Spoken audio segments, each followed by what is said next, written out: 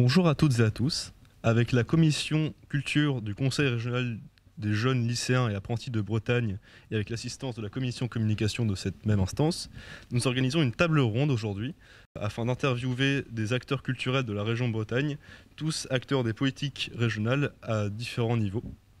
Nous accueillons aujourd'hui Madame Béatrice Massé, vice-présidente à la culture du Conseil régional de Bretagne, Martine Lebras, conseillère régionale à l'éducation artistique et culturelle pour la direction régionale des affaires culturelles de Bretagne, Monsieur Lucien Vergès, coordinateur de projets culturels à Le 4 bis, Monsieur Pierre Durozois, coordinateur de l'association Cœur Esquem.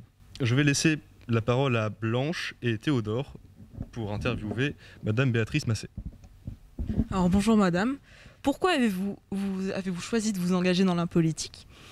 Par rapport à votre carrière professionnelle, qu'est-ce que ça a changé ? Et ma dernière, comment percevez-vous votre rôle en tant que conseillère régionale ? Donc, pourquoi je me suis engagée en politique ? D'une part, j'ai pas eu l'impression de m'engager en politique. J'ai dit oui à une demande. Voilà, de mon prédécesseur, Jean-Michel Le Boulanger, que vous aviez déjà peut-être rencontré d'ailleurs, et de Loïc Chenet-Girard. Et en fait, j'ai eu le sentiment que c'était un prolongement de l'engagement que j'avais en tant qu'actrice culturelle et donc pour moi en tant que citoyenne. Parce qu'en fait, je pense qu'un projet artistique et culturel, ça a une dimension forte de citoyenneté, d'engagement de citoyenneté. Et en fait, ce sont les mêmes matières pour moi, à savoir la culture, mais je rajouterais aussi les droits culturels, l'éducation artistique et culturelle, et également le développement durable. Parce que dans le cadre du projet des transmusicales, on a intégré le développement durable en 2005 et l'éducation artistique et culturelle un petit peu avant. Voilà, donc en fait, j'ai le sentiment que ce sont les mêmes matières, mais pas avec le même point de vue, et pas forcément le même périmètre et le même territoire, mais en tout cas les mêmes finalités. Par rapport à des finalités de société, à des finalités d'émancipation des personnes, d'épanouissement des personnes, qui est une finalité de développement durable. Voilà, donc je ne me considère pas comme une femme politique, plutôt comme une citoyenne engagée qui est passée sur un autre point de vue, quoi. Voilà. Merci. Donc, vous avez été élue en juin 2021 sur la liste de Loïc Chenet-Girard. Et vous avez été donc nommée vice-présidente à la culture pour un mandat de 6 ans au Conseil régional de Bretagne. Donc, est-ce que vous pourriez présenter les grandes lignes des projets pour votre mandat et la place que vous donnez aux jeunes dans la culture ? Donc, merci Théodore.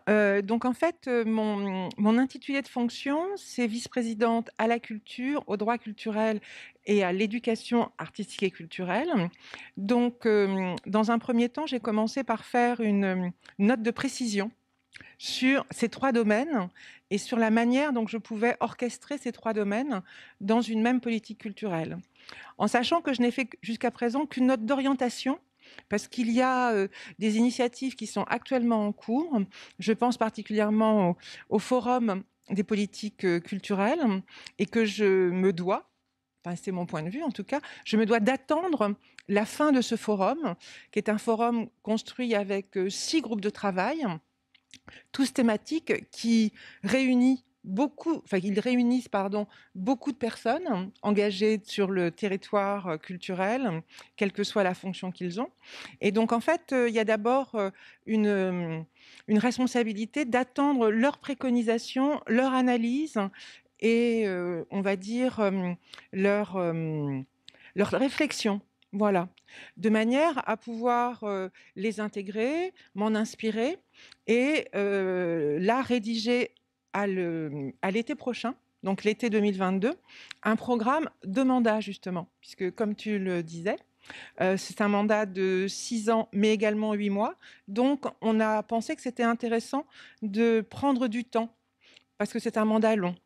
Et d'un autre côté, au-delà du forum, il y a quand même des besoins de précision, puisque c'est la première fois que dans un intitulé de fonction de vice-présidente culture, il y a les précisions droits culturels et éducation artistique et culturelle. Donc on est en train de faire un travail, d'ailleurs avec la DRAC, sur justement qu'est-ce qui se fait déjà, soit au niveau, on va dire, des politiques culturels, soit au niveau des acteurs culturels. Les acteurs culturels bretons sont quand même très engagés. Voilà, ils ont déjà mis en pratique les droits culturels, ils ont déjà mis en pratique l'éducation artistique culturelle. Donc, je pense que c'est important de savoir où on en est. C'est une méthode un peu, on va dire, méthodique, entre guillemets. Voilà, c'est d'aller pas à pas et de partir d'un bilan. Voilà, un bilan précis, détaillé, qui peut nous permettre de poser un diagnostic. Et après, on croise ce diagnostic avec les enjeux du moment. Et vous avez commencé à en parler avec les 18 mois qu'on vient de passer et qui ont quand même des conséquences fortes sur pas mal de points. Donc effectivement, on est aussi dans un moment particulier où je pense que peut-être on a à revoir des schémas de pensée, à réinitialiser un peu les choses, quoi. Voilà, pour repartir après pour 6 ans. Voilà. Et donc une autre question à propos de la pandémie que nous traversons. Selon vous, quels sont les principaux enjeux ou chantiers propres à la culture à propos de la pandémie? Pour moi, la culture, elle est dans la vie, dans la société. Elle est au quotidien. Elle n'est pas en apesanteur. Donc en fait, toutes les problématiques et toutes les questions que pose cette pandémie, la culture les a. La culture y est confrontée.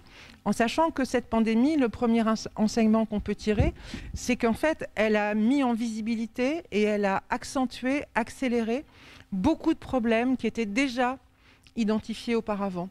Comment dirais-je, le statut d'artiste avec une précarisation, comment dirais-je, de certains types d'artistes, avec une paupérisation. Là, on est dans un moment, on arrive d'un CASVB. Donc, il y a, comment dirais-je, un embouteillage de production avec une surproduction. Voilà, c'est le secteur culturel a les mêmes, comment dirais-je, incidences et conséquences que d'autres secteurs, quoi. Voilà, donc c'est pour ça que je pense qu'il faut prendre du temps. Parce qu'en fait, il faut, à un moment donné, il faut prendre le temps de la réflexion, de l'identification des thématiques problématiques, voilà, pour pouvoir bien y répondre. Parce qu'en fait, pour le coup, c'est une pandémie. On n'a pas de point de comparaison de choses qui auraient été comparables auparavant. Donc en fait, il faut sortir de cette période en ayant une vision à moyen et long terme pour que les choses soient pensées, comment dirais-je, de manière durable et qu'on évite de retomber dans une pandémie. Et c'est pas gagné. Merci beaucoup Blanche et Théo, merci Madame Béatrice Massé pour vos réponses.